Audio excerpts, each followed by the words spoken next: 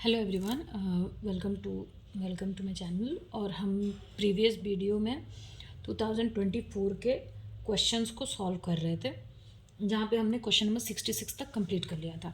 Okay, आज से हम 67 से शुरू करते हैं। सो हमारा फर्स्ट क्वेश्चन, जो हमारा 67 क्वेश्चन है, वो है कि identify the Hamiltonian Jacobi equation of time dependence ऑर्डिगर equation in the short wavelength limit. Question में क्या है, क्वेश्चन को मतलब जो क्वेश्चन में बोला है बस हम वही चीज़ करेंगे और हमारा आंसर आ जाएगा। ठीक है, क्वेश्चन में क्या बोला है, क्वेश्चन में बोला है कि टाइम डिपेंडेंट जो श्रोडिंगर इक्वेशन है उसमें अगर हम ये लिमिट लगा दें, शॉर्ट वेवलेंथ लिमिट। ठीक है, शॉर्ट वेवलेंथ का मतलब h टेंस टू 0 है। अगर हम ये लिमिट लगा दें तो हैमिल्टोनियन जैकोबी इक्वेशन, इनमें से कौन सा हैमिल्टोनियन जैकोबी इक्वेशन जो है वो फॉर्म होगा, ये चीज़ हमें निकालना है।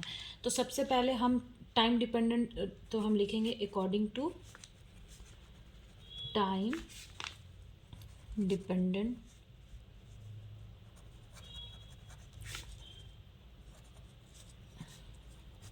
इक्वेशन। तो क्या हमारा आता है, I H cut del psi del T is equals to minus H cut square 2m plus del square psi plus P psi. ठीक है, अब यहाँ पे हम जो शाई है वो तो हमारा वेव फंक्शन है, तो यहाँ पे हम एक पोलर फॉर्म का मतलब जैसे पोलर फॉर्म का एक वेव फंक्शन लेंगे। ठीक है, तो शाई इज इक्वल्स टू हम ले लेंगे AEIS और यहाँ पे एच कट। ठीक है, अब इस चीज़ को जब हम इसमें पुट करेंगे और उस चीज़ को हम सिंप्लीफाई करेंगे तो हमारा ये इक्वेशन पता है किस फॉर्म में आ जाएगा, ये हो जाएगा हमारा minus del S del T is equals to minus H cut 2m del square S plus half 2m plus V. Clear, ये चीज़ हमारा आया। अब यहाँ पे लिमिट में हमें क्या बोला है, लिमिट में हमें बोला है कि वेवलेंथ क्या होना चाहिए, शॉर्ट होना चाहिए। तो शॉर्ट वेवलेंथ के लिए क्या होता है, एच का टेंस टू 0। तो यहाँ पे जब हम इसको पुट करेंगे तो ये इक्वेशन किस चीज़ में सिंप्लीफाई हो जाएगा, del S del T is equals to 1/2m del square S, क्योंकि ये चीज़ तो 0 हो जाएगी जब हम इसमें इसको पुट करेंगे तो, और ये हो जाएगी v। अब देखो ये चीज़ क्या है, ये चीज़ टोटल हैमिल्टोनियन है। कैसे, टोटल हैमिल्टोनियन क्या होता है, P square 2m plus V, मतलब kinetic energy plus potential energy. ये चीज़ भी क्या है, kinetic energy plus potential energy. इसके फॉर्म में ही है ना ये P square 2m total Hamiltonian क्या होता है, kinetic energy plus potential energy, kinetic energy P square 2m plus V. तो यहाँ पे भी तो ये इसी के फॉर्म में है, तो इसको हम एच बोल सकते हैं। तो ये क्या हो गया, minus del S del T is equals to H, और इसको हम बोल सकते हैं H plus del S del T is equals to 0। Clear, अब इसमें देखो कौन सा फॉर्म है, तो ये जो फॉर्म है वो ये हमारा जो ऑप्शन है वो क्या है, ऑप्शन नंबर ए। अच्छा, एक चीज़ इस क्वेश्चन में मैं बता देती हूँ कि जो कि हमारे पास एग्ज़ाम में क्या होता है, एग्ज़ाम में हमारे पास इतना टाइम नहीं है। ठीक है, क्योंकि हमें 2 घंटे में कितने टोटल क्वेश्चंस करने होते हैं दूसरे पेपर में, हमारे पास आप कोई भी सेट का एग्ज़ाम दो, आपके पास 100 क्वेश्चंस होंगे, पेपर सेकंड की मैं बात कर रही हूँ, और आपके पास टाइम होगा 2 आवर्स। लेकिन आप 2 घंटे में इतने प्रॉब्लम्स तो नहीं कर सकते, मतलब दो, और जो कि हमारा नेट के एग्ज़ाम में क्या होता है, हमें कैलकुलेटर मतलब मिलता है, लेकिन सेट के एग्ज़ाम में आपके पास कैलकुलेटर भी नहीं होता। तो इसके लिए आपको मतलब अगर आप सेट के एग्ज़ाम का प्रिपरेशन कर रहे हो तो इसके लिए हमें बहुत सारे क्वेश्चंस का, या बहुत सारे मतलब क्वेश्चंस का तो नहीं, पर जैसे बहुत सारे डेरिवेटिव का आंसर वो हमारे मतलब माइंड में होना चाहिए, तभी हम मतलब उसके जैसे हमें ये पता होना चाहिए कि टाइम डिपेंडेंट श्रोडिंगर इक्वेशन में अगर हम ये लगा के मतलब जैसे हम पोलर इक्वेशन को ले करके लिखते हैं तो हमारा सिंप्लीफाई फॉर्म क्या हो के आता है। क्योंकि अगर आपको ये आइडिया नहीं है तो आप यहाँ पे इसको डेल शायद डेल टी करोगे, फिर उसके बाद जैसे अब यहाँ पे डेल स्क्वायर है तो इसको एक्सपेंड करोगे, तो इतना टाइम तो नहीं रहता। तो हमें ये वाला जो हमारा फॉर्म है ना, ये हमें याद होना चाहिए कि अगर टाइम डिपेंडेंट श्रोडिंगर इक्वेशन में हम मतलब एक पोलर फॉर्म का वेव फंक्शन लेंगे तो वो चीज़ सिंप्लीफाई होके क्या बनेगी। क्लियर, तो ये चीज़ हमारे दिमाग में होना चाहिए। अच्छा, यहाँ पे एक जो हमको बोला है कि थोड़ा मैं टॉपिक से अलग है वो मैं बता देती हूँ। यहाँ पे हमें बोला है कि h टेंस टू ज़ीरो मतलब शॉर्टर वेवलेंथ, तो h टेंस टू ज़ीरो। अच्छा, h टेंस टू ज़ीरो का क्या मतलब है? मतलब यहाँ पे जो ये लिमिट हमें दी हुई है कि शॉर्टर वेवलेंथ लिमिट, ठीक है, इस लिमिट का मतलब फिजिकल सिग्निफिकेंस बोलो या इस चीज़ का क्या मतलब है? तो इसका मतलब होता है कि इसको हम बोलते हैं क्लासिकल लिमिट। क्लासिकल लिमिट इसे हम क्यों बोलते हैं? क्योंकि यहाँ पे जो वेव लाइक फंक्शन है, मतलब एक हमें पता है कि एक जो मतलब क्या, जैसे लाइट है, ठीक है, तो लाइट का वेव लाइक भी उसका कैरेक्टर है और पार्टिकल लाइक भी कैरेक्टर है।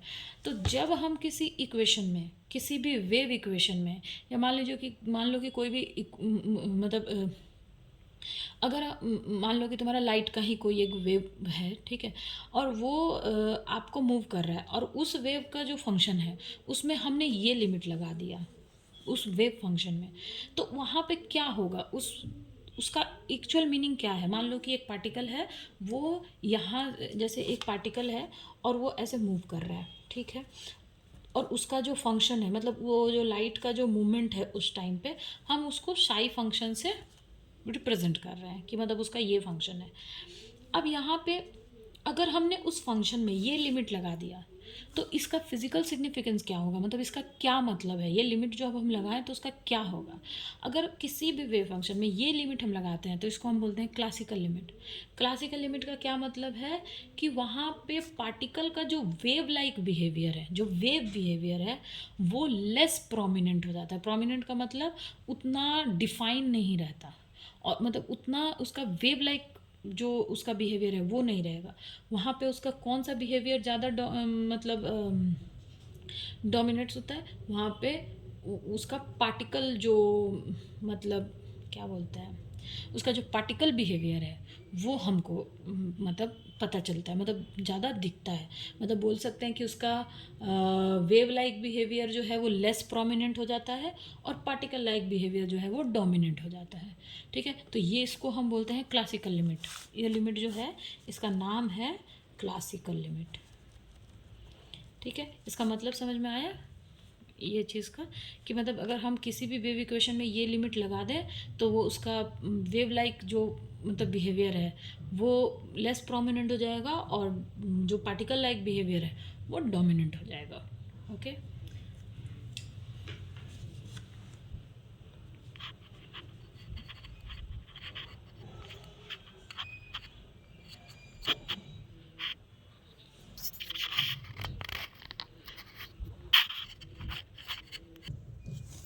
ओके, हमारा नेक्स्ट क्वेश्चन है calculate the relative speed of an electron which has kinetic energy 4 mega electron volt, ठीक है।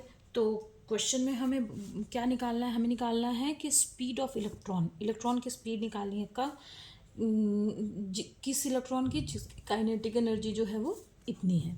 मतलब एक इलेक्ट्रॉन की हमें रिलेटिव स्पीड फाइंड करनी है जबकि उसकी काइनेटिक एनर्जी कितनी है, मतलब 4 मेगा इलेक्ट्रॉन वोल्ट। क्लियर?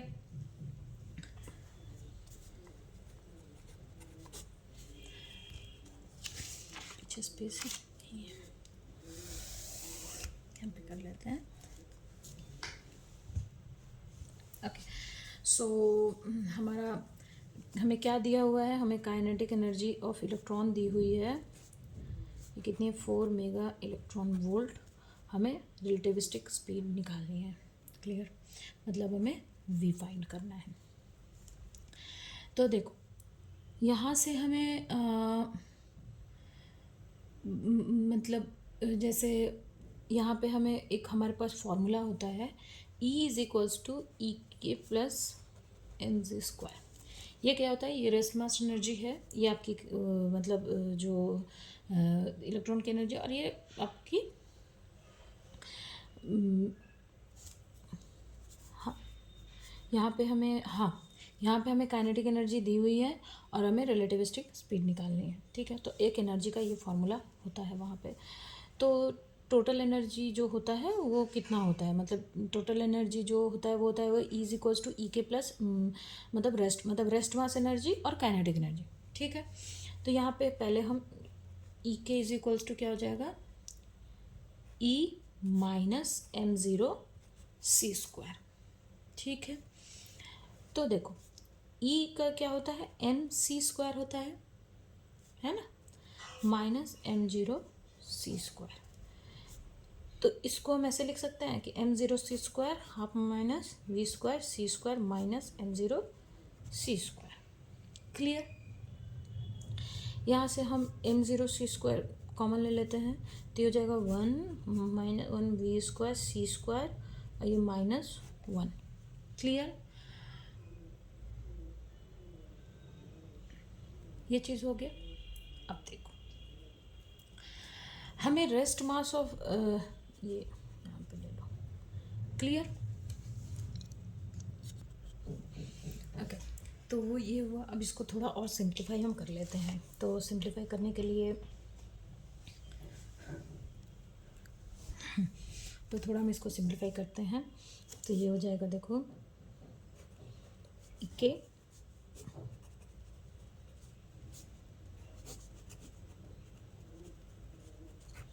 अब इस वन को इधर लेके आएंगे तो ये हो जाएगा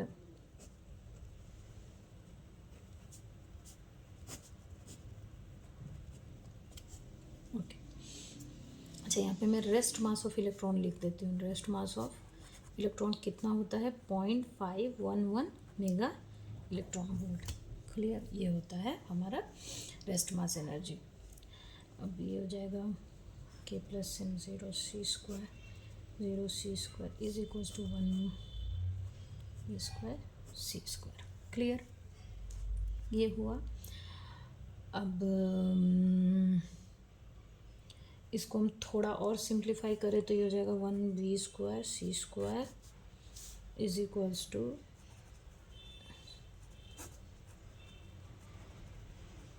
दोनों साइड स्क्वायर कर दो, स्क्वायरिंग बोथ साइड।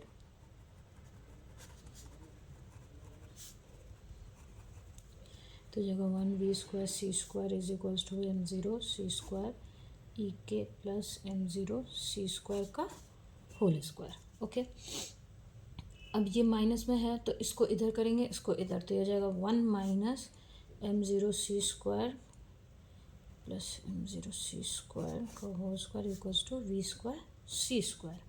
ना V square is equals to कितना हो जाएगा, root over sorry V square C square is equals to इतना हुआ ना। तो V square is equals to कितना हो जाएगा, V square is equals to हो जाएगा 1 minus M zero C square, यहाँ पे ये ई के M zero C square whole square और ये सी स्क्वायर। तो v इज इक्वल्स टू हो जाएगा root over 1 minus M zero C square इनके plus M zero C square whole square और ये हमारा सी स्क्वायर नहीं है, सी होगा। क्लियर, तो देखो रेस्ट मास हमें कितना मिला है, रेस्ट मास है हमारा 0.11 मेगा इलेक्ट्रॉन वोल्ट और काइनेटिक एनर्जी हमें कितनी दी हुई है, 4 मेगा इलेक्ट्रॉन वोल्ट। ठीक है, ये है total energy. Clear, total energy का फॉर्मूला है ये। तो ये हमें, अब हम इसकी वैल्यूज पुट करेंगे तो एम ज़ीरो सी स्क्वायर का कितना दिया हुआ है, 0.511 और ये 0.511 प्लस 4 इसका होल स्क्वायर और ये तो सी है, सी का तो कितना होता है वो तो हमको पता ही है। क्लियर, तो आंसर हमारा, अच्छा मीटर पर स्क्वायर में तो वो हम लास्ट में करेंगे, मतलब सी के फॉर्म में आंसर नहीं है, हमें वो 3 × ऐसे के फॉर्म में है। इसको जब हम सॉल्व करके सिंप्लीफाई करेंगे तो ये हमारा आ जाएगा कितना, इसको जब हम सॉल्व करेंगे, पहले इसको थोड़ा 0.511 ये 4.511 का होल स्क्वायर सी, यहाँ पे स्पेस नहीं है तो कैलकुलेटर से आप, वैसे तो एग्ज़ाम में कैलकुलेटर अलाउ नहीं है लेकिन आप इसको जब सॉल्व करोगे तो ये हमारा आएगा कुछ 0.993 सी क्लियर। लेकिन ये सी के फॉर्म में, मतलब यहाँ पे 8 है, मतलब सी का हमें वैल्यू रखना पड़ेगा। तो हो जाएगा 0.993 इंटू 3 × 10⁸ मीटर पर सेकेंड। अब आप इसको करो तो ये हो जाएगा 2.979 इंटू 10⁸ मीटर पर सेकेंड। अब देखो ऑप्शन में क्या है, यहाँ पे अप्रॉक्सीमेटली 3 है 10⁻, ये 10 है, यहाँ 1 है, यहाँ 12 है। तो हमारा ये अप्रॉक्सीमेटली 3 के आसपास है, तो v is approximately 3 into 10⁸ metre per second. ये आंसर निकल गया। मतलब यहाँ पे ये आंसर होगा, क्योंकि यहाँ पे लिखा हुआ है कि अप्रॉक्सीमेटली इसके इक्वल है, तो ये 2.979 है, तो अप्रॉक्सीमेटली ये 3 के इक्वल है। क्लियर। एक बार फिर से एक्सप्लेन कर देती हूँ मैं।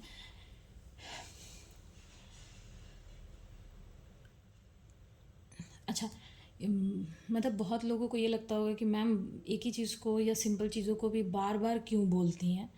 एक्चुअली क्या होता है ना बेटा कि मतलब क्या एक्चुअल में जब भी हम किसी बड़े कोचिंग में या हम कहीं पढ़ने जाते हैं ना, तो वहाँ पे क्या होता है कि वहाँ पे सारी चीज़ों को ऐसे पढ़ाया जाता है कि हाँ, ये बच्चा अगर ग्रेजुएशन में है या मास्टर्स में है तो इसे तो ये पता ही होगा।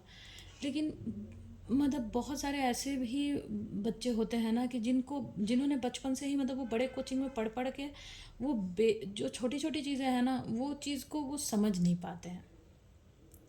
मतलब ऐसा नहीं है कि उनके पास वो काबिलियत नहीं, ऐसा है कि जब वो कॉलेज में थे या जब वो मास्टर्स कर रहे थे तो उनका मतलब कॉन्सेप्ट जो है ना वो इतना अच्छे से क्लियर नहीं हो पाया है, या वो इतना मतलब उस टाइम पे वो टाइम दे करके उस चीज़ को नहीं पढ़ पाए हैं। तो जब भी हम बड़े कोचिंगों में जब हम नेट या सेट की तैयारी करते हैं ना, तो वहाँ पे क्या होता है, अच्छा ये तो तुम्हें पता होगा, ये चीज़ तो ये आदमी समझ ही जाएगा। लेकिन कोई भी एग्ज़ाम को क्लियर करने के लिए या किसी भी चीज़ में मतलब हमें अगर फिज़िक्स को समझना भी है, पढ़ना भी है, तो उसके लिए हमें छोटी छोटी चीज़ों को अभी ना अगर हमें अच्छे से डिटेल में मतलब ज्ञान नहीं रहेगा तो हम बड़ी चीज़ों को सॉल्व नहीं कर सकते हैं, या बड़ी चीज़ों के ऊपर हमारा कॉन्सेप्ट, जैसे कि सबसे पहले तो ये होता है कि क्वेश्चन को सॉल्व करने का अप्रोच कैसे बने, कैसे हम क्वेश्चन को सॉल्व कर सकते हैं। तो अप्रोच बनाने के लिए है ना, सबसे पहले हमें क्वेश्चन में समझना होता है। समझने इन द सेंस कि मतलब आपको ये पता होना चाहिए कि अगर इस टाइप का क्वेश्चन है या इसमें ये पूछ रहा है तो एक्चुअल में वहाँ पे मतलब कैसे उस चीज़ को सॉल्व करने के लिए हमें आगे बढ़ना है। तो उसके लिए हमें छोटी छोटी चीज़ों का भी पता होना बहुत ज़रूरी है।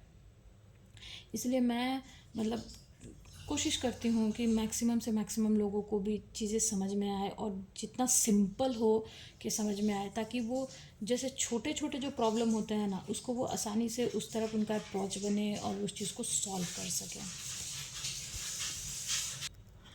ओके, अब इसको मैं फिर से एक बार शॉर्ट में मतलब कर देती हूँ कि इसको कैसे मैंने सॉल्व किया या कैसे।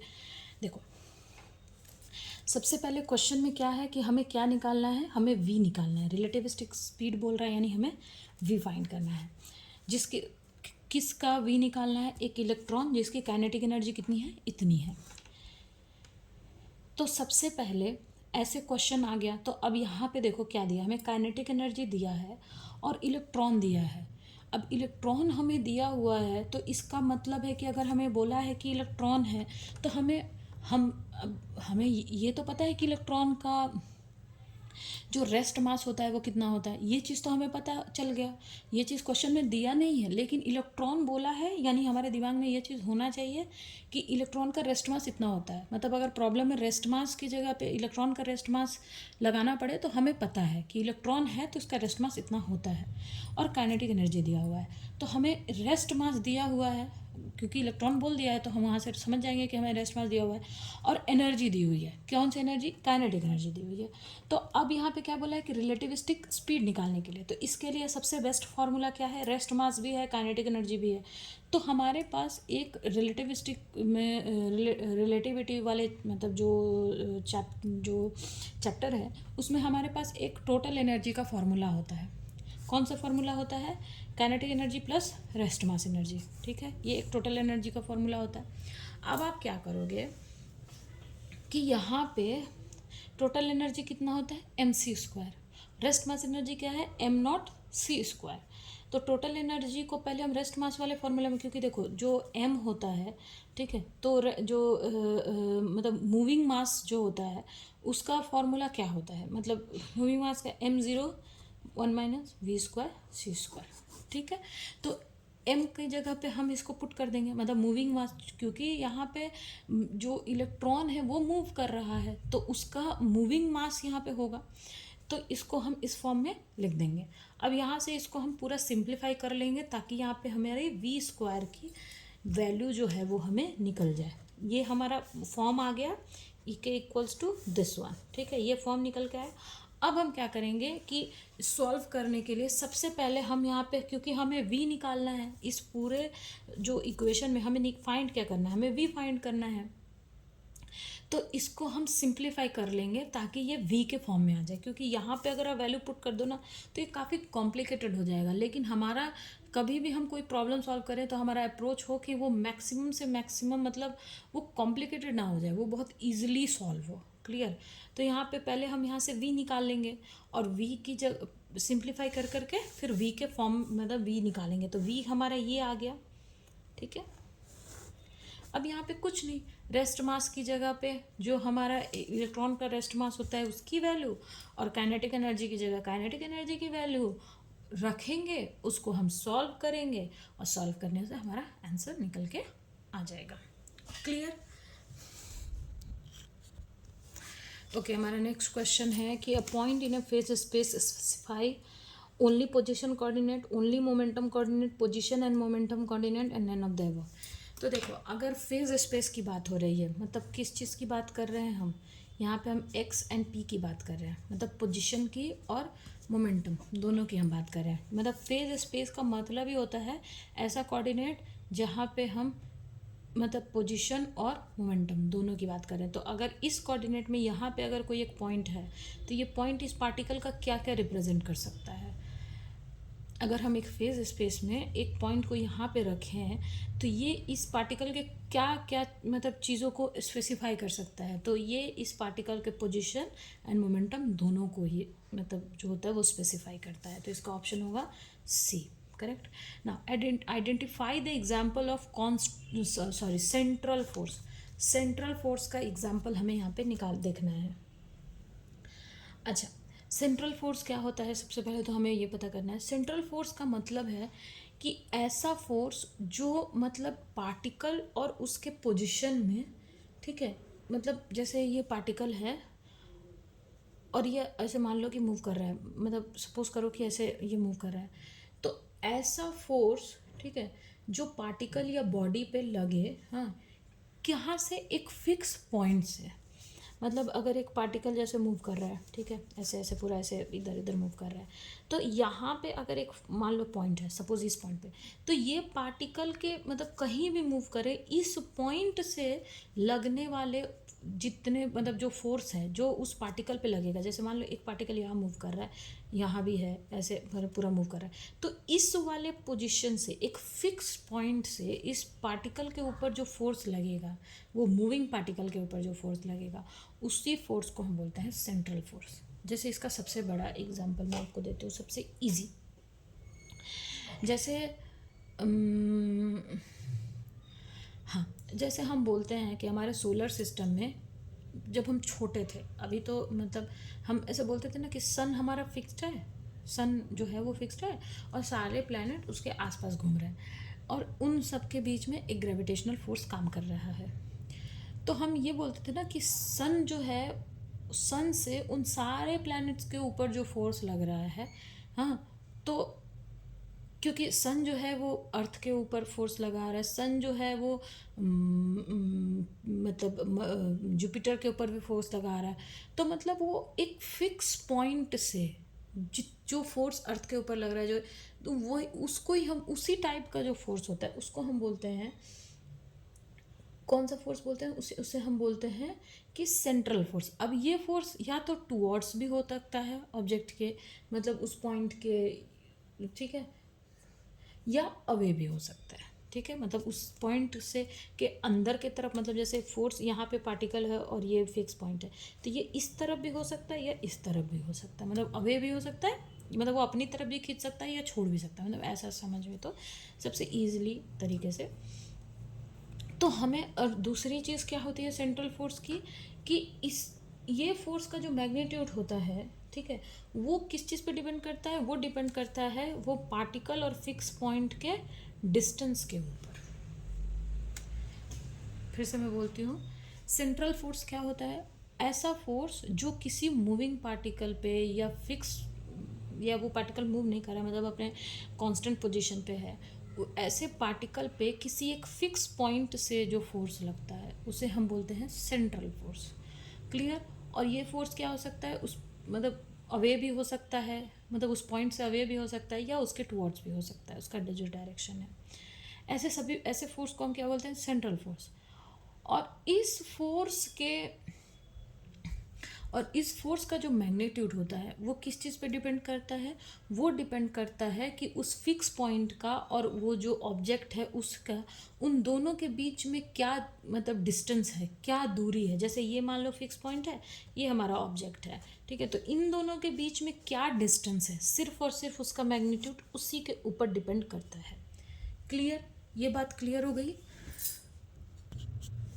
ठीक है। तो यानी वो फोर्स जो है वो मास के ऊपर डिपेंड करेगा या नहीं, या उसके ऊपर उसका मैग्नीट्यूड कोई डिपेंड मतलब करता नहीं है, मतलब उस सब, मतलब ये चीज़ मास कितना है उसका या उस ऑब्जेक्ट पे चार्ज कितना है, इन सब चीज़ों के ऊपर ये फोर्स डिपेंड नहीं करता है। किस चीज़ पे डिपेंड करता है ये फोर्स सिर्फ और सिर्फ इस चीज़ पे डिपेंड करता है कि वो फिक्स पॉइंट जहाँ से फोर्स लग रहा है और ऑब्जेक्ट जो है उन दोनों के बीच में डिस्टेंस कितना है, ठीक है। सेंट्रल फोर्स क्या होता है, ये चीज़ क्लियर हो गया। नाउ अब यहाँ पे देखो, पहला फोर्स जो है ये क्या है कि F इज इक्वल्स टू, ये हम छोड़ देते हैं कि ये कौन सा फोर्स है, वैसे तो ये ग्रेविटेशनल फोर्स है, ग्रेविटेशनल फोर्स जो होता है वो सेंट्रल होता है, लेकिन हमारा जो मतलब मैंने जो डेफिनेशन दी उसके ऊपर डिपेंड करके हम इसके क्या बोलते हैं इसको, इसके ऑप्शंस को एनालिसिस करते हैं, ठीक है।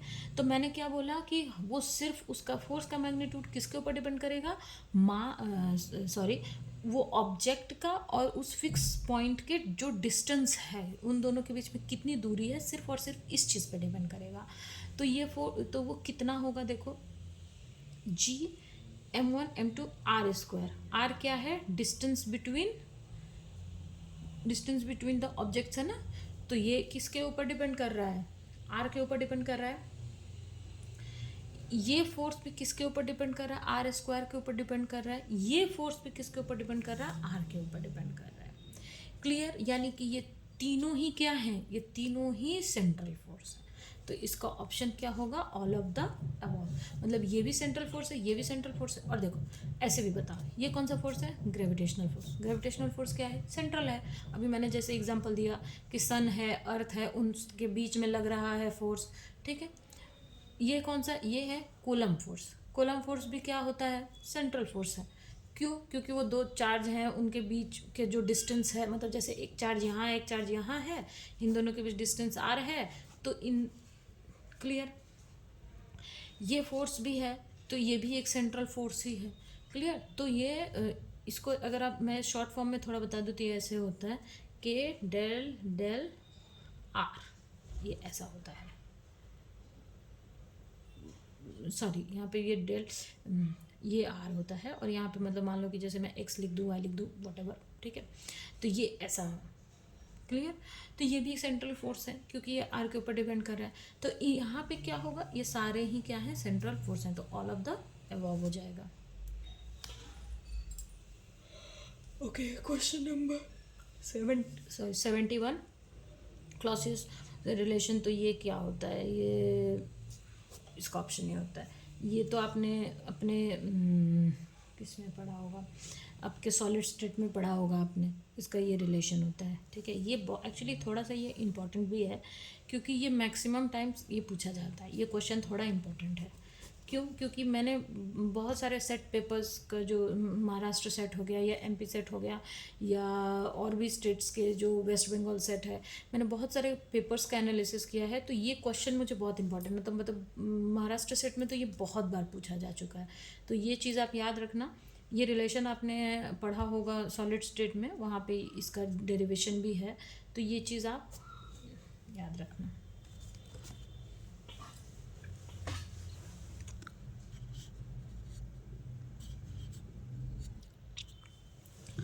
ओके, मेरा नेक्स्ट क्वेश्चन है, इस पे से हाँ है, the self induction of toroidal coil with rectangular cross section that carries a total n turns. ठीक है, हमें यहाँ पे क्या फाइंड करना है? सेल्फ इंडक्शन फाइंड करना है। किस चीज़ का? एक टोरॉइडल कॉइल है जिसके कैसे क्रॉस सेक्शन है? रेक्टेंगुलर क्रॉस सेक्शंस है, और वो कितने टर्न्स हैं उसमें? टोटल n टर्न्स हैं। अच्छा, मैं थोड़ा सा बता देती हूँ कि टोरॉइड होता क्या है। ऐसा एक कॉइल टाइप का होता है, ठीक है, और इसमें ऐसे ना वायर होते हैं ऐसे, और जब इसमें करंट फ्लो करता है ना, हाँ, जब इसमें करंट फ्लो करता है तो ये जो कॉइल्स होते हैं ना, जब इन मतलब ये जो वायर, इसमें ऐसे एक वायर रहता है, तो जब इस वायर में करंट फ्लो करता है ना, तो ये जो टोरॉइड होता है इसके कोर में क्या होता है? मैग्नेटिक फ्लक्स जनरेट करता है। मतलब ये आप सोचो कि एक सोलेनॉइड टाइप का ही है। क्लियर? जैसे सोलेनॉइड में कोर में जैसे करंट फ्लो करने से फिर उसमें मैग्नेटिक फ्लक्स जनरेट होता है ना, इसमें भी ऐसा ही होता है। तो ये बोल रहा है कि ये एक टोरॉइडल कॉइल है जिसमें उसके जो क्रॉस सेक्शंस हैं, क्रॉस सेक्शंस का मतलब है कि जैसे मान लो कि ये जैसे ये है, मान लो कि कॉइल है और इसका हम ये वाला अगर पार्ट देखें तो ये कुछ ऐसा है। मतलब मान लो कि ये ऐसा टोरॉइड का अपना हाफ पार्ट है, तो इसमें जो क्रॉस सेक्शंस है ना वो ऐसे हैं, मतलब रेक्टेंगुलर है। मैं बना नहीं पा रही हूँ, ये रेक्टेंगुलर है, मतलब ऐसे, ठीक है। मतलब कि लेंथ इनटू ब्रेथ वाला एरिया टाइप का है। मतलब ये जो पोर्शन आप देख रहे हो ना, इसको थोड़ा सा ऐसे और करो तो पता चलेगा, ऐसे है। तो ये जो क्रॉस सेक्शन है ना इसके, ये ऐसे हैं। क्लियर? ये थोड़ा ऊपर जाके और ख़राब हो जा रहा है, पर ये ऐसे हैं, ठीक है, इसके क्रॉस सेक्शन। और ये टोटल कितने टर्न्स हैं इसके अंदर? मतलब ये जो टर्न्स हैं वो टोटल कितने? वो n है। अब हमें मतलब अब हमें इसका क्या निकालना है? सेल्फ इंडक्शन निकालना है। तो देखो, मैंने पहले ही बताया था कि अब यहाँ पे टोरॉइड है। टोरॉइड का अगर आप मैग्नेटिक फील्ड निकालने लगो, फिर मैग्नेटिक फील्ड निकाल करके आप फिर उसके बाद फ्लक्स निकालने लगो, तो ये बहुत ही मतलब लेंदी प्रोसेस हो जाएगा। तो इसके लिए आपको टोरॉइड का मैग्नेटिक फील्ड कितना होता है ये चीज़ आपको पता होना चाहिए। आप कम से कम मतलब अगर आप एग्ज़ाम देने जा रहे हो तो आपके पास सोलेनॉइड का, टोरॉइड का, इन सब चीज़ों का बाहर अंदर कितना मैग्नेटिक मतलब फील्ड होता है वो चीज़ याद होना चाहिए, ठीक है। या एक शीट का, मतलब मैं इम्पोर्टेंस में बता देती हूँ। सोलेनॉइड, उसके बाद टोरॉइड, उसके बाद आपका जो एक इनफाइनाइट शीट आता है उसका, सिलेंडरिकल का, मतलब सिलेंडर में जो होता है, मतलब ये सब चीज़ का इलेक्ट्रिक फील्ड, मैग्नेटिक फील्ड जो भी है, ये सब आपको याद होना चाहिए कि वो कितना होता है, क्योंकि नहीं तो फिर आप एग्ज़ाम में ऐसे क्वेश्चन नहीं कर पाओगे। अब वहाँ पे मैग्नेटिक फील्ड निकालने बैठ जाओ तब तो बहुत ही टाइम लग जाएगा। तो इसका जो मैग्नेटिक फील्ड होता है वो मैं बता देती हूँ। टोरॉइड का जो मैग्नेटिक फील्ड होता है वो होता है μ0 n क्या है? Number of turns, I 2πr phi cap. ये क्या है? ये टोरॉइड के अंदर होता है, इनसाइड टोरॉइड, और 0 होता है कहाँ पे? आउटसाइड। मैंने बोला ना कि ये सोलिनॉइड की तरह होता है। अब देखो, जो सेल्फ इंडक्शन होता है, सेल्फ इंडक्शन का क्या फॉर्मूला होता है? सेल्फ इंडक्टेंस, ठीक है। तो सेल्फ इंडक्टेंस का क्या फॉर्मूला होता है? L is equals to n del phi del I, ठीक है।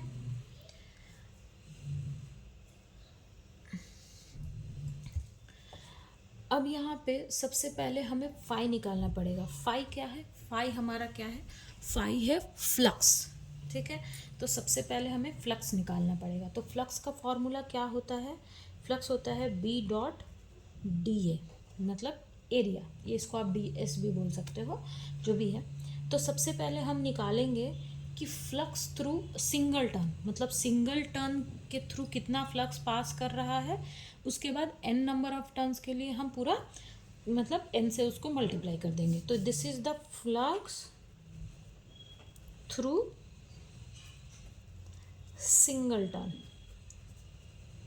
तो फ्लक्स थ्रू सिंगल टर्न कितना है, बी डॉट डी ए। तो मैग्नेटिक फील्ड हमें पता है आउटसाइड तो जीरो होता है, इनसाइड कितना होता है, mu zero N I 2πr, ठीक है, और ये डी ए। अच्छा, अब यहाँ पे एक चीज़ हमें नोटिस करना है कि यहाँ पे क्रॉस सेक्शन कैसा है, रेक्टेंगुलर है। तो जो कि क्रॉस सेक्शन हमारा रेक्टेंगुलर है तो उसका एरिया कितना होगा,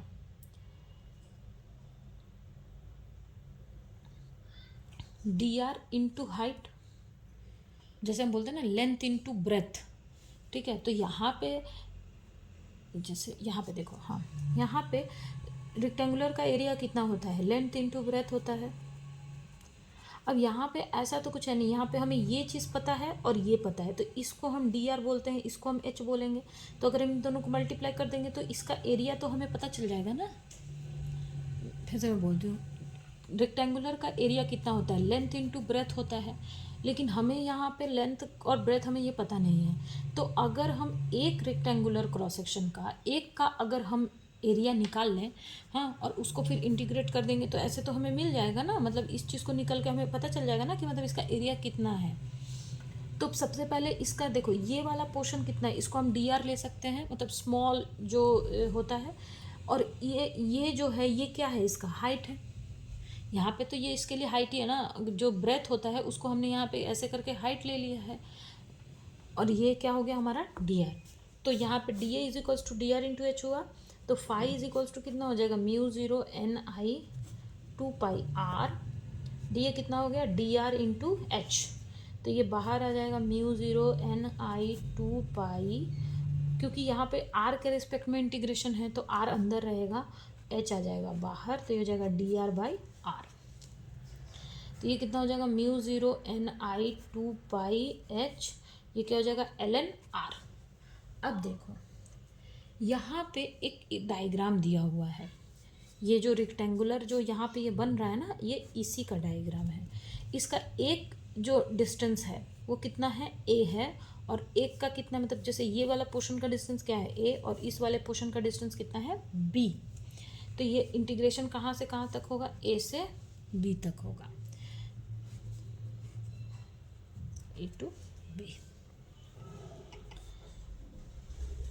इसको करो तो ये हो जाएगा mu zero N I 2π, okay, H L N B upon A. Clear. अब देखो बैक में लिख लेता हूँ,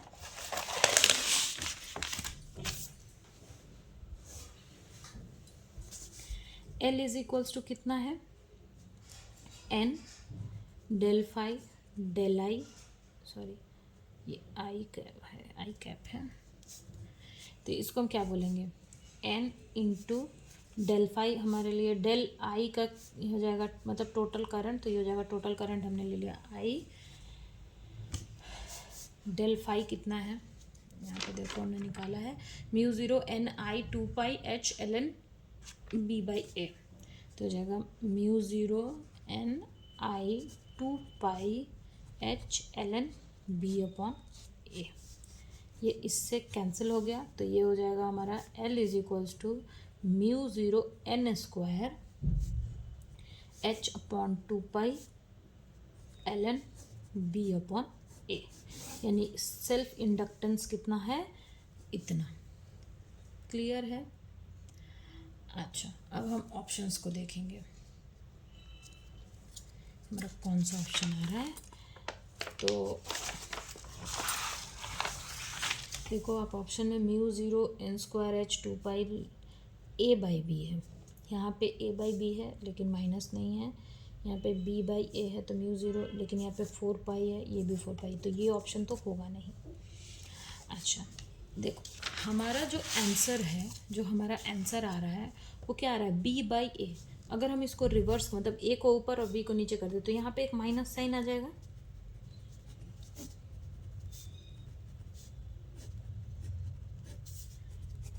क्लियर।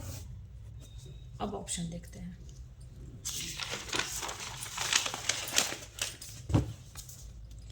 तो यहाँ पे यहाँ ए बाई बी है लेकिन यहाँ माइनस नहीं है, तो ये ऑप्शन नहीं होगा, हमारा ऑप्शन नंबर ए करेक्ट है। क्लियर। ऑप्शन नंबर हमारा ए करेक्ट है इस क्वेश्चन का।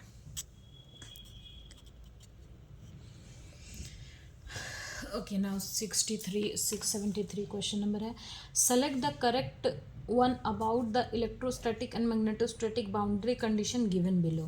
क्लियर है। ये क्वेश्चन तो बहुत ही आसान है। इसके लिए आपको सिर्फ दो चीज़ें मतलब जो क्या बोलते हैं, जो आपका इलेक्ट्रोस्टैटिक और मैग्नेटोस्टैटिक जो बाउंड्री कंडीशन है ना, वो सिर्फ याद रहेगा तो ये हो जाएगा।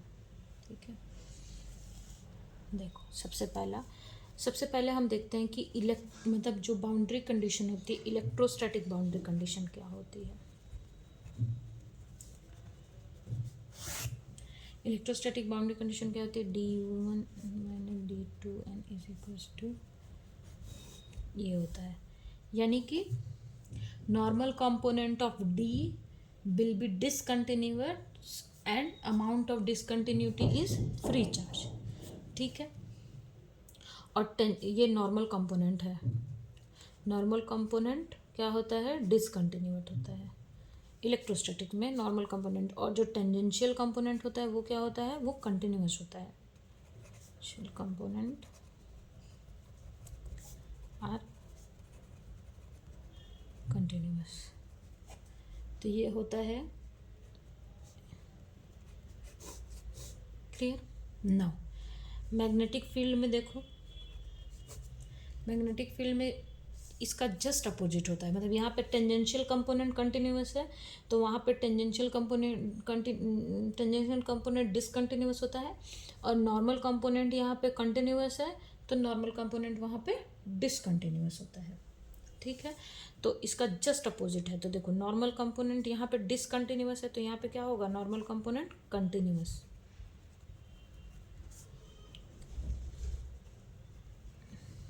तो that is B1n equals to B2n, और टेंजेंशियल कंपोनेंट यहाँ पे कंटिन्यूअस है तो यहाँ पे क्या हो जाएगा, टेंजेंशियल कंपोनेंट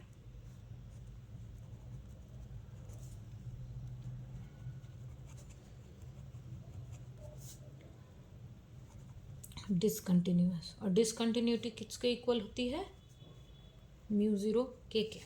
ठीक है, तो ये हो जाएगा B1t इक्वल्स टू, सॉरी यहाँ पे माइनस होगा, minus B2t is equals to μ0 k। हो गया। अब यहाँ पे ऑप्शंस चेक करते हैं। हमारा ये है इलेक्ट्रोस्टैटिक में क्या है, नॉर्मल कंपोनेंट डिसकंटिन्यूअस है, टेंजेंशियल कंपोनेंट कंटिन्यूअस है। मैग्नेटिक फील्ड मतलब मैग्नेटोस्टैटिक्स में थोड़ा उसका जस्ट अपोजिट है, टेंजेंशियल डिसकंटिन्यूअस, नॉर्मल कंटिन्यूअस। अब ऑप्शन चेक करते हैं। तो देखो यहाँ पे ये ई पैरेलल माइनस मतलब ई एवॉब माइनस ई, मतलब जो हमारा नॉर्मल कंपोनेंट है वो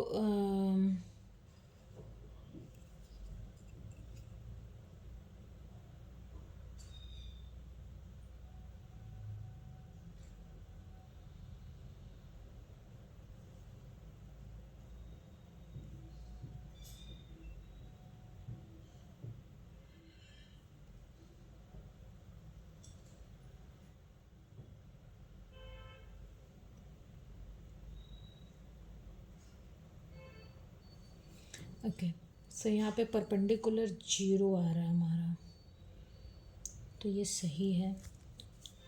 सेकंड देखो परपेंडिकुलर मतलब नॉर्मल कंपोनेंट क्या है, डिसकंटिन्यूअस है, तो हमारा ये भी सही है। यहाँ पे देखो टेंजेंशियल कंपोनेंट को नॉर्मल कंपोनेंट को यहाँ पे क्या कर दिया, कंटिन्यूअस बना दिया, जबकि नॉर्मल कंपोनेंट को यहाँ पे डी का नॉर्मल कंपोनेंट को क्या कर दिया इन लोगों ने, कंटिन्यूअस बना दिया है, जबकि वो डिसकंटिन्यूअस होता है, तो ये हमारा गलत है। ये देखो टेंजेंट परपेंडिकुलर है ना, तो नॉर्मल कंपोनेंट क्या है, यहाँ पे 0 है। तो मैग्नेटिक फील्ड में तो नॉर्मल कंपोनेंट कंटिन्यूअस होता है, तो ये हमारा सही है।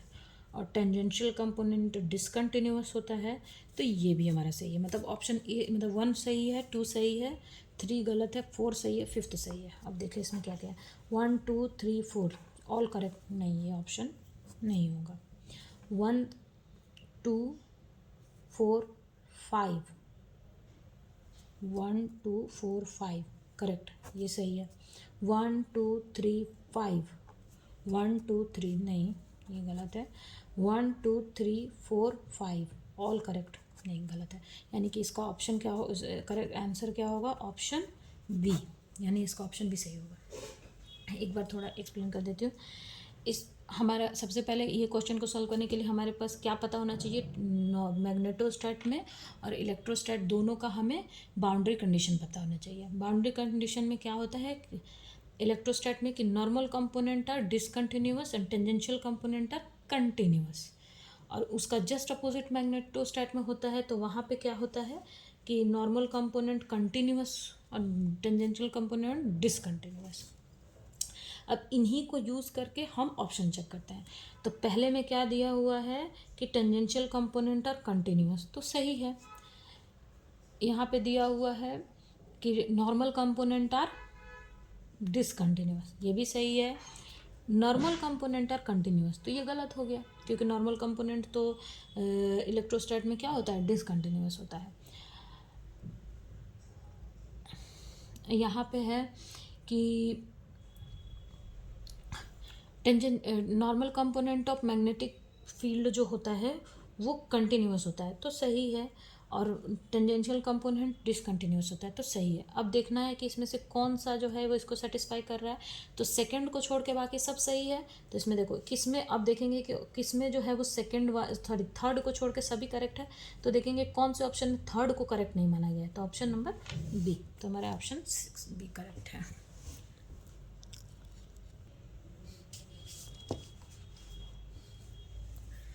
ओके, नाउ हमारा क्वेश्चन नंबर 74 है कि the volume current density J in the wire is proportional to distance S from the axis J equals to Ks the total current flowing in the wire. ठीक है, ये जैसे हमारा एक wire है,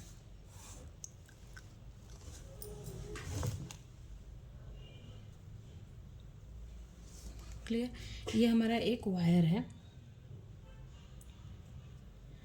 ओके, अब हमें बोल रहा है, क्वेश्चन में हमें बोला है कि हमें क्या पता करना है कि volume current density J wire जो है वो किस प्रोपोर्शनल है, किस चीज़ के, S के। ठीक है, distance proportional to the distance S from the axis. मान लो ये एक्सिस है, तो यहाँ से ये जो डिस्टेंस है वो S मान लिया हमने, उसके प्रोपोर्शनल है। ठीक है, तो टोटल करंट कितना इस वायर में से फ्लो करेगा वो हमको निकालना है, और A जो है वो इसका रेडियस दिया हुआ है। क्लियर ना हो, इसका सोल्यूशन करते हैं। तो देखो volume current through small area is DA। BA पकड़ लेंगे क्योंकि स्मॉल एरिया की बात हो रही है, मतलब एलिमेंट्री एरिया की बात हो रही है। अच्छा, करंट जो होता है वॉल्यूम करंट, तो वो क्या होगा, J.DA, ये फॉर्मूला होता है ना वॉल्यूम करंट डेंसिटी का, यही फॉर्मूला होता है ना। अब यहाँ पे हम J इज इक्वल्स टू क्या करेंगे कि वैल्यू पुट करेंगे, तो J इक्वल्स टू कितना हो जाएगा, K वेक्टर S DA। तो यहाँ पे K को हम बाहर ले लेंगे, तो ये अंदर क्या हुआ, अंदर हो जाएगा हमारा S वेक्टर और ये DA। अब देखो यहाँ पे ये DA है और ये एक वायर है, तो वायर को हम, क्योंकि हम ये एरिया निकालना है ना यहाँ पे, तो यहाँ पे इसको हम एरिया जो है ना उसको हम सिलेंड्रिकल कोऑर्डिनेट में ले जाएंगे। क्यों, क्योंकि वायर जो है ना वो जनरली हम मतलब जो वायर होता है उसको हम सिलेंड्रिकल ही लेते हैं, इसीलिए यहाँ पे एरिया जो है वो हम सिलेंड्रिकल का यूज़ करेंगे। तो सिलेंड्रिकल का एरिया कितना हो जाएगा हमारा, DA इज इक्वल्स टू कितना, सिलेंड्रिकल में क्या होता है, R dr d5 ये होता है।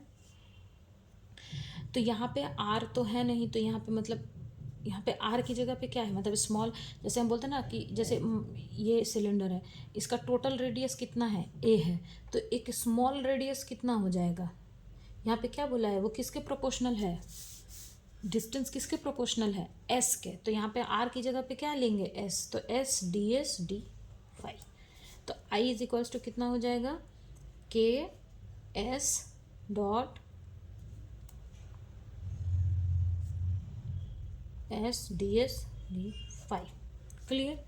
तो ये कितना हो जाएगा, यहाँ पे देखो, सॉरी यहाँ पे करो, k s square ds d5, तो ये हो जाएगा k s³/3 0 to a, क्योंकि a मैक्सिमम रेडियस है, मतलब देखो मैं बताती हूँ, यहाँ पे क्या बोल रहा है कि जो डिस्टेंस है वो s है, ठीक है, s से वो वेरी कर रहा है। तो यहाँ पे देखो ये टोटल कितना है, a है, और ये स्मॉल डिस्टेंस कितना है, ds है, ठीक है। तो s कहाँ से कहाँ तक वेरी करेगा, वो 0 से कहाँ तक जाएगा, a तक जाएगा। तो यहाँ पे ये 0 से a तक जाएगा, तो ये 0 से a, और ये d5 कितना होता है टोटल, जो मतलब जो फाई का टोटल कितना होता है एंगल, 2 पाई होता है, तो ये 2 पाई हो गया। तो ये हो जाएगा k a³/3 इंटू 2 पाई। थोड़ा और इसको सिंप्लीफाई फॉर्म में लिखेंगे तो I is equals to 2 pi k a³/3। Clear. अब इसमें देखते हैं कौन सा ऑप्शन मैच कर रहा है, ए तो नहीं है, बी करेक्ट ऑप्शन है हमारा। ये समझ में आया, ये बहुत ही आसान क्वेश्चन है, इस क्वेश्चन में कुछ नहीं करना है, इसमें आपको बस किसके लिए, एक वायर बोला है, तो वायर क्या है, सिलिंड्रिकल है, तो एक सिलिंड्रिकल के लिए हमें क्या वॉल्यूम करंट डेंसिटी निकालनी है, बस, और कुछ नहीं है इस क्वेश्चन में।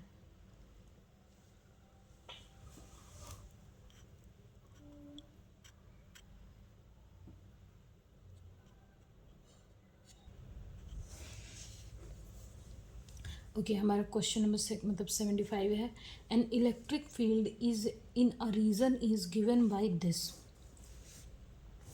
ये हमें एक इलेक्ट्रिक फील्ड दिया हुआ है, the value of electric flux through the surface this will be. मतलब इस क्वेश्चन में बहुत सिंपल क्वेश्चन है, क्वेश्चन में हमें क्या दिया हुआ है, हमें इलेक्ट्रिक फील्ड दी हुई है, फील्ड दी हुई है, हमें क्या निकालना है, हमें फ्लक्स निकालना है, इलेक्ट्रिक फ्लक्स निकालना है, कहाँ किसके थ्रू, मतलब कौन से सरफेस के थ्रू वो फ्लक्स निकालना है, वो हमें दिया हुआ है, ऐसे इनको -5। क्लियर, ये हमें निकालना है। तो इलेक्ट्रिक फ्लक्स का फॉर्मूला क्या होता है,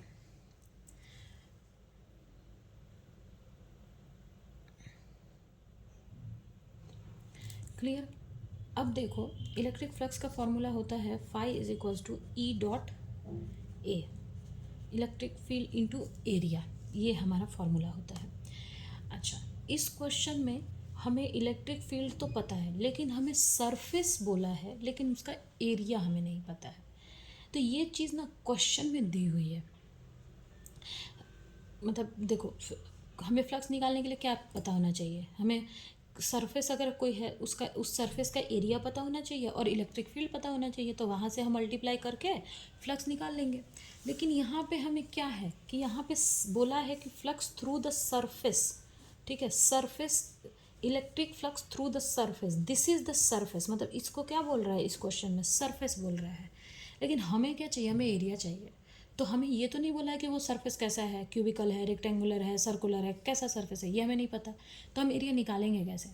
लेकिन ये क्वेश्चन में देखो यहाँ पे क्या दिया है, मीटर स्क्वायर दिया हुआ है, ये सरफेस का जो यूनिट है उसमें एक मीटर स्क्वायर दिया है, और मीटर स्क्वायर किस चीज़ का यूनिट होता है, मीटर स्क्वायर किस चीज़ का यूनिट होता है, मीटर स्क्वायर यूनिट होता है एरिया का।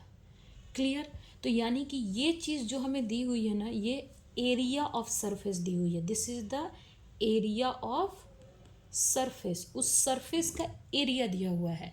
ये बोला नहीं है कि वो सरफेस का एरिया, लेकिन यहाँ पे मीटर का स्क्वायर लिखा हुआ है, तो हम इससे समझेंगे कि ये जो है वो सरफेस का। जब ऐसा कोई क्वेश्चन में ऐसी प्रॉब्लम आए ना, तो वहाँ पे आप देखो कि यूनिट क्या दिया हुआ है।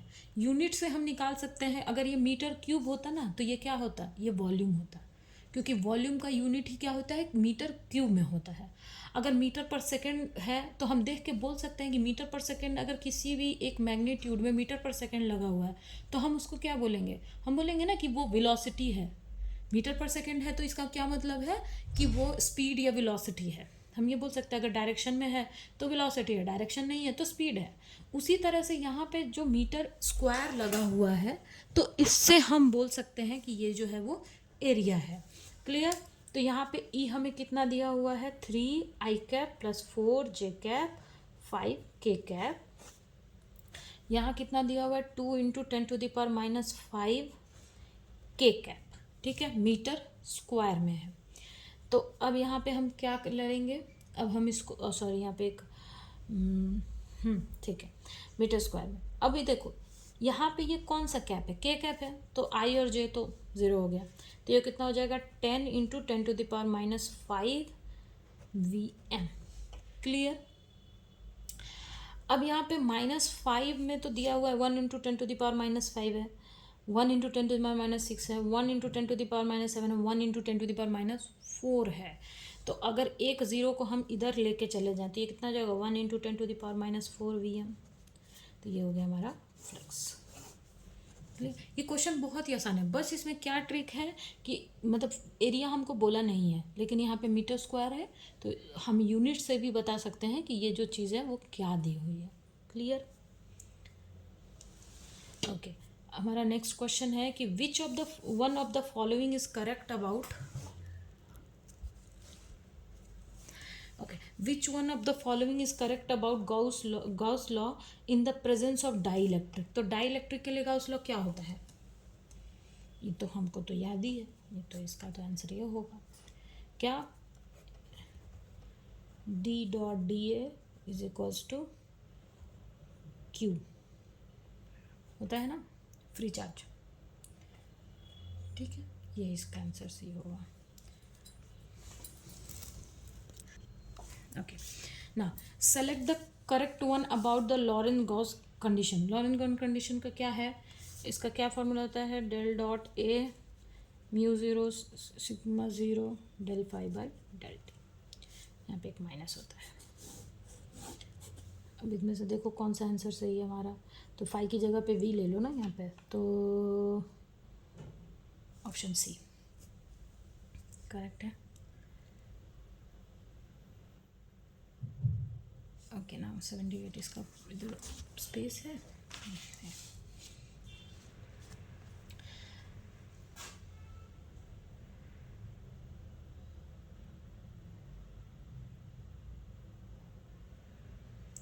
ना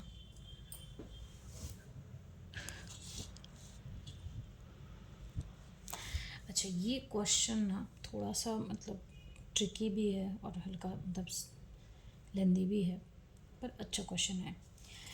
N infinite long straight wire carry a slowly varying current.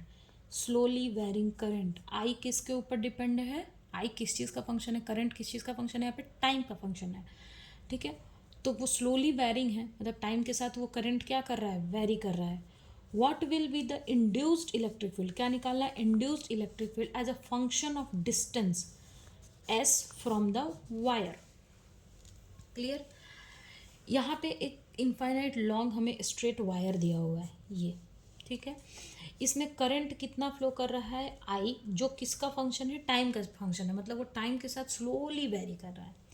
तो हमें बताना है कि डिस्टेंस के साथ इलेक्ट्रिक फील्ड जो इंड्यूस्ड, मतलब जो इसके मतलब जो जैसे डिस्टेंस बढ़ेगा या इस लूप का जो एम्पियरल लूप है ये, इस लूप का जो डिस्टेंस के साथ जो इंड्यूस्ड इलेक्ट्रिक फील्ड है वो कैसे मतलब वेरी कर रहा है, या मतलब जो इलेक्ट्रिक फील्ड है वो क्या है, वो हमें इंड्यूस्ड इलेक्ट्रिक फील्ड, ठीक है, जो फंक्शन है किस चीज़ का, एस का, मतलब कि एस बढ़ रहा है तो वो बढ़ेगा कि वो घटेगा, छोटा होगा बड़ा होगा, वो चीज़ हमें मतलब वो हमें फाइंड करना है इस क्वेश्चन में। ठीक है, कि क्वेश्चन को आप थोड़ा ध्यान से देखना। क्लियर। देखो सबसे पहले हमें हमें पता हो क्या होना चाहिए, हमें ये पता होना चाहिए कि एक इनफाइनाइट वायर के वजह से at a distance R magnetic field कितना होता है। ठीक है, मैग्नेटिक फील्ड ये मैं क्यों लिख रही हूँ मैं बाद में बताऊँगी। ये मैं क्यों मैग्नेटिक फील्ड का फॉर्मूला यहाँ पे लिख रही हूँ। Magnetic field due to infinite wire at distance R. तो ये क्या होता है, mu zero I 2 pi R. Clear. अब देखो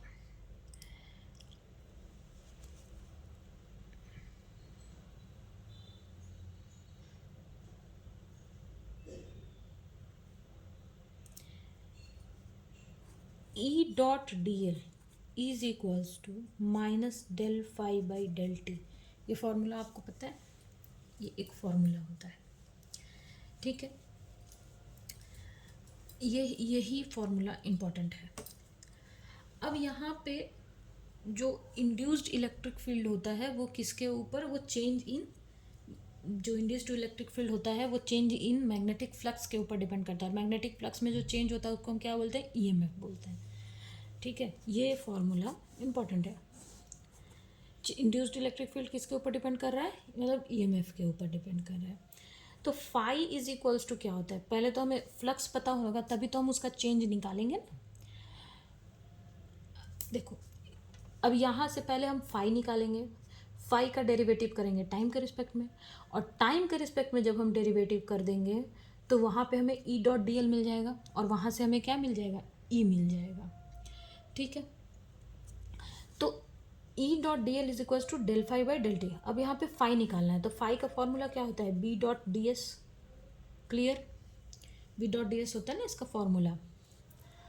अब देखो यहाँ पे जो डी एस है, जो एरिया है, बी तो हमें पता है, बी मैंने बोला था ना कि मैग्नेटिक फील्ड जो होता है वो वायर का, मैं क्यों लिख रही हूँ, क्योंकि हम यहाँ पे ताकि हम उस मैग्नेटिक फील्ड को यूज़ करके हम क्या निकाल सकें, मैग्नेटिक फ्लक्स को निकाल सकें। तो यहाँ पे हम फ्लक्स का फॉर्मूला क्या होता है, B dot D S. D S क्या है, एरिया है। एरिया की वैल्यू कितनी होती है, D S is equals to क्या होगा, length into D R. Rectangular, ये तो जो एम्पियर लूप है वो तो रेक्टेंगुलर है, तो वो लेंथ इंटू ब्रेथ ही होगा ना। तो लेंथ इंटू ब्रेथ, ब्रेथ को यहाँ पे मैंने डी आर बोल दिया है। तो यहाँ पे देखो बी डॉट डी एस है, तो बी का फॉर्मूला क्या हो गया, mu zero I 2 pi R length L into D R. ठीक है, तो यहाँ पे बाकी बाहर आ जाएगा, म्यू ज़ीरो आई 2 पाई, और एल भी हमारा बाहर आ जाएगा। अच्छा, आई जो कि वहाँ पे टी का फॉर्म में मतलब फंक्शन में दिया है, तो हम यहाँ पे आई को टी के फंक्शन में ही लिखेंगे, एल। अब ये इंटीग्रेशन है डी आर अपॉन आर। अच्छा, आर कहाँ से कहाँ तक वेरी कर रहा है, आर एस नॉट से एस तक वेरी कर रहा है। अब डायग्राम में देखो, आर जो है वो हमारा कहाँ से कहाँ तक है, डी आर मतलब मान लो कि स्मॉल डिस्टेंस आर, मैंने डी आर बोला था, तो ये कहाँ से कहाँ तक है, ये एस नॉट से एस तक है, मतलब यहाँ से इस वैल्यू से यहाँ तक है। Clear.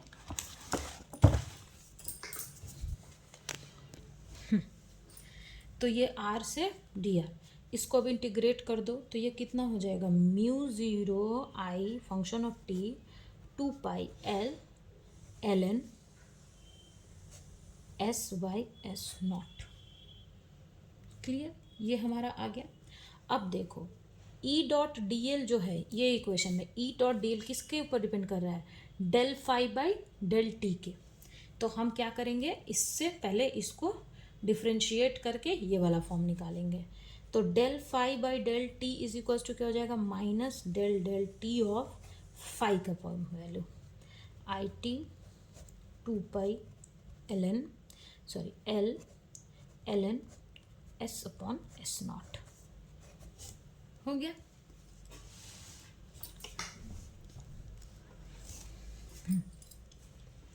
S upon S naught हुआ। अब देखो म्यू ज़ीरो बाहर माइनस म्यू ज़ीरो बाहर, उसके बाद यहाँ पे 2 पाई भी बाहर, एल भी बाहर, L N S by S not भी बाहर, क्योंकि यहाँ पे सिर्फ आई जो है वो टी का फंक्शन है, तो ये हो जाएगा del I upon del T. क्यों? क्योंकि यहाँ पे आई जो है वो टी का फंक्शन है, तो इसको हम ऐसे लिख लेंगे। अब मैं इसको ये भी तो लिख सकती हूँ कि mu zero 2 pi L L N S minus S not del I by del T, ये भी लिख सकती हूँ। और मैं इसको ये लिख सकती हूँ ना, mu zero 2 pi L L N sorry ये यहाँ पे होगा, ये एल एन एस होगा, ये एल एन ऐसा होगा, ये ठीक है, मैंने थोड़ा सा गलत कर दिया था। L N S not minus L S, ये नेगेटिव इधर चला जाएगा, तो ये ऐसे हम सिंप्लीफाई करके इसको लिख सकते हैं। क्लियर? तो हमारा क्या हुआ, जो नेट हमारा फॉर्मूला निकल के आया वो क्या निकला, जो नेट हमारा फॉर्मूला निकला वो क्या निकला, E dot D L is equals to mu zero L 2 pi L N S not minus L N S del I by del T, ये निकला।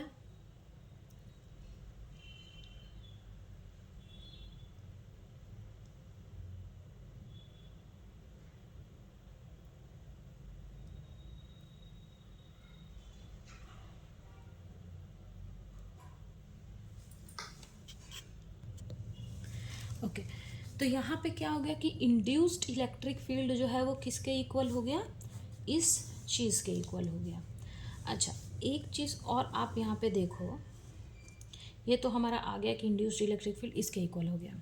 एक चीज़ देखो, यहाँ पे बोल रहा था कि जो इलेक्ट्रिक फील्ड है, यहाँ पे बोल रहा था कि तो इंड्यूस्ड इलेक्ट्रिक फील्ड जो है वो किस चीज़ का फंक्शन है, ऑफ द डिस्टेंस एस के, ठीक है, डिस्टेंस एस का वो मतलब फंक्शन है, क्वेश्चन में बोल रहा है। तो ई डॉट डी एल को हम ऐसे लिख सकते हैं ना कि ई, तो ई भी तो वेरी करेगा, मतलब डिस्टेंस के साथ ई क्या हो रहा है, वेरी हो रहा है, मतलब जो इंड्यूस्ड इलेक्ट्रिक फील्ड है वो किसके साथ वेरी हो रहा है, एस के साथ, मतलब डिस्टेंस के साथ वो वेरी कर रहा है। तो इसको हम इंटीग्रेट करके जब हम इसकी वैल्यू निकालेंगे इंड्यूस्ड इलेक्ट्रिक फील्ड की, तो ये ई S naught L minus E S L हो जाएगा। क्यों? डी एल तो एल है, ठीक है, लेकिन इलेक्ट्रिक फील्ड जो है वो भी तो एस से कहाँ तक वेरी करेगा, एस नॉट से कहाँ तक, मतलब या ये डिस्टेंस है और ये डिस्टेंस है, तो इलेक्ट्रिक फील्ड जो इंड्यूस्ड होगा वो भी तो इस डिस्टेंस के साथ वेरी करेगा ना। तो इसीलिए इंड्यूस्ड इलेक्ट्रिक फील्ड को हम ऐसे लिखेंगे, दिस इक्वल्स टू कितना हो गया, mu zero L 2 pi D I D T L N S not minus L N S, this is the total form, मतलब जो पूरा जो सॉल्यूशन निकल के। अब देखते हैं ऑप्शन कौन सा मैच कर रहा है। तो इंड्यूस्ड इलेक्ट्रिक फील्ड कितना मैच कर रहा है, ये तो नहीं क्योंकि एल एन नीचे नहीं होगा, ये माइनस, अच्छा एस नॉट इधर है तो माइनस यहाँ नहीं आएगा, क्लियर, ये भी नहीं होगा। हाँ एस नॉट अगर आगे है तो माइनस इधर आएगा, तो यानी ऑप्शन डी है, करेक्ट है। अच्छा यहाँ पे देखो, मैं फिर से इसको बताती हूँ, what will be the induced electric field as a function of distance, ये जो टर्म है ना induced electric field as a function of distance, तो यानी इसका क्या मतलब है कि E S not minus E S, इस चीज़ का ये मतलब है, ठीक है, कि जो इंड्यूस्ड इलेक्ट्रिक फील्ड है वो डिस्टेंस का फंक्शन है, वो चीज़ क्या होगी, मतलब ये चीज़ क्या होगी, ये हमें निकालना है, क्लियर। तो ये चीज़ को यहाँ पे मैंने लिख दिया है, थोड़ा रेड पेन से बता देती हूँ, ये चीज़ को मैंने यहाँ पे लिख दिया है, ये चीज़ को मैंने यहाँ पे लिखा है, और दिस इक्वल्स टू दिस, मतलब यहाँ पे जो यहाँ पे डी एल जो है वो डिस्टेंस, मतलब उसका लिमिट नहीं आएगा, यहाँ पे ई का लिमिट आएगा, क्योंकि ई जो है वो एस नॉट से एस के साथ वेरी करेगा, क्योंकि हमें क्वेश्चन में ये चीज़ पूछा है, ये जो टर्म है ना, इस क्वेश्चन में ये जो टर्म है कि the induced electric field as a function of distance, मतलब इसका मतलब ये है, हमें ये निकालना है। क्लियर है? तो इसका मतलब ये चीज़ हमें यहाँ पे मिल गई है। अच्छा, एक चीज़ और मैं यहाँ पे थोड़ा सा एक्सप्लेन करना चाहती हूँ कि जो इस चीज़ का एक्चुअल क्या मतलब है कि देखो, जैसे जैसे एस बढ़ेगा, क्लियर है, मैग्नेटिक फील्ड क्या होगी, वो डिक्रीज होगी, और मैग्नेटिक फील्ड डिक्रीज होगी तो फ्लक्स क्या है, वो भी डिक्रीज होगा, है ना। ये क्यों ऐसा एस के ऊपर आया है वो भी मैं थोड़ा सा ऐसे बता देती हूँ। यहाँ से देखो, जैसे हम डिस्टेंस को बढ़ाएंगे, जैसे हम डिस्टेंस को बढ़ाएंगे तो उसकी मैग्नेटिक फील्ड क्या हो जाएगी, वायर से जब हम उस लूप के डिस्टेंस को ऐसे बढ़ाते हैं तो वहाँ से क्या होगा, वहाँ से हमारा मैग्नेटिक फील्ड जो है वो डिक्रीज़ होगा, और मैग्नेटिक फील्ड डिक्रीज़ हुआ इसका मतलब क्या है, क्योंकि वो आर पे डिपेंड कर रहा है। यहाँ पे आर, यहाँ से मैं ऐसे बताती हूँ, देखो यहाँ पे ये आर है, जैसे जैसे हम आर का डिस्टेंस बढ़ाते जाएंगे, आर की वैल्यू बढ़ाते जाएंगे, वैसे वैसे क्या होगा, मैग्नेटिक फील्ड डिक्रीज हो जाएगा। हाँ, ऐसे थोड़ा इससे बता देती हूँ, देखो ये हमने क्यों लिया उसका एक रीज़न बता रही हूँ। जब हम आर को डिक्रीज करेंगे, सॉरी आर को हम इंक्रीज करेंगे, मतलब डिस्टेंस जो है वो बढ़ता जाएगा, ठीक है, तो मैग्नेटिक फील्ड की वैल्यू क्या हो जाएगी, कम हो जाएगी। जो कि मैग्नेटिक फील्ड की वैल्यू कम हुई तो फ्लक्स का वैल्यू भी कम हो जाएगा, इलेक्ट्रिक फ्लक्स का वैल्यू कम होगा ना। तो यहाँ से हमें क्या पता चल रहा है कि जब हम डिस्टेंस को चेंज कर रहे हैं तो हमारा मैग्नेटिक फ्लक्स चेंज हो रहा है, और मैग्नेटिक फ्लक्स जो इंड्यूस्ड इलेक्ट्रिक फील्ड है वो किसके ऊपर डिपेंड करता है, मैग्नेटिक फ्लक्स के ऊपर डिपेंड करता है। तो जब हम डिस्टेंस में चेंज ला रहे हैं, डिस्टेंस की वजह से मैग्नेटिक फील्ड चेंज हो रहा है, मैग्नेटिक फील्ड की फ्लक्स चेंज हो रहा है, और फ्लक्स की वजह से इंड्यूस्ड इलेक्ट्रिक फील्ड चेंज हो रहा है। इसी वजह से जो इलेक्ट्रिक फील्ड है, इंड्यूस्ड इलेक्ट्रिक फील्ड है, वो किसके ऊपर डिपेंड करेगा, डिस्टेंस के ऊपर डिपेंड करेगा, यानी कि एस के ऊपर डिपेंड करेगा।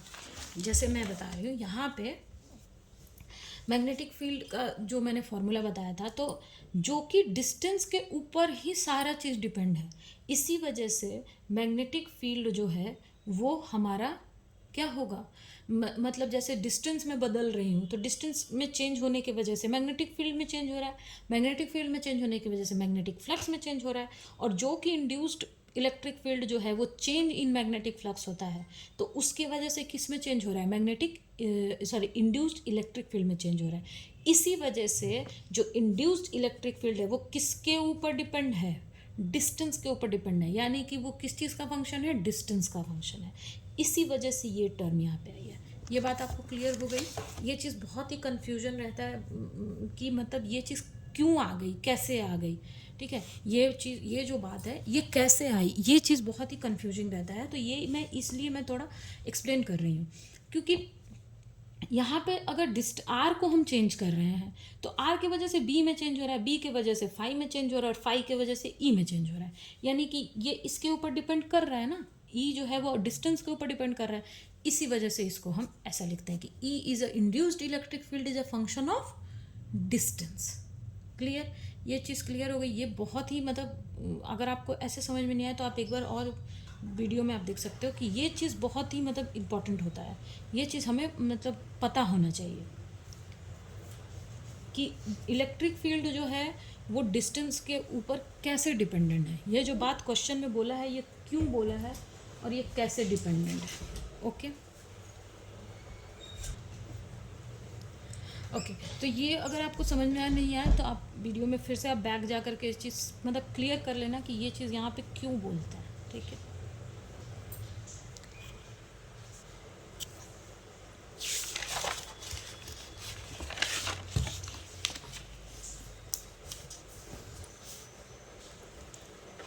ये तो फॉर्मूला है, interaction energy of two magnetic dipole separated by distance R is given by, ये तो सिंपल फार्मूला है, ठीक है। तो इसका तो ऑप्शन सी होगा। ये तो आप लोगों ने जब मैग्नेटोस्टैटिक्स पढ़ा होगा तो वहाँ पे ये फार्मूला ही है, इंटरेक्शन एनर्जी का फॉर्मूला क्या होता है. This is nothing but a formula. Okay.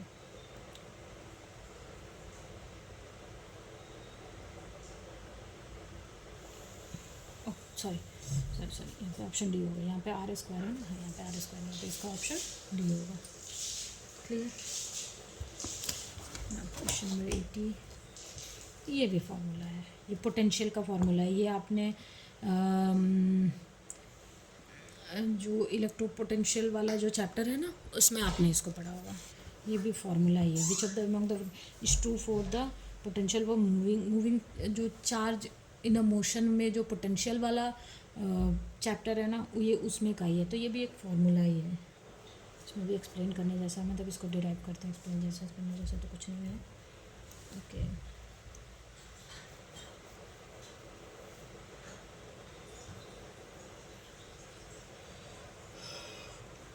Okay, आज के लिए इतना ही, फिर अब कल देखते हैं. ओके. Thank you everyone. आप मेरे चैनल को सब्सक्राइब कर लीजिए, लाइक कर दीजिए. Thank you.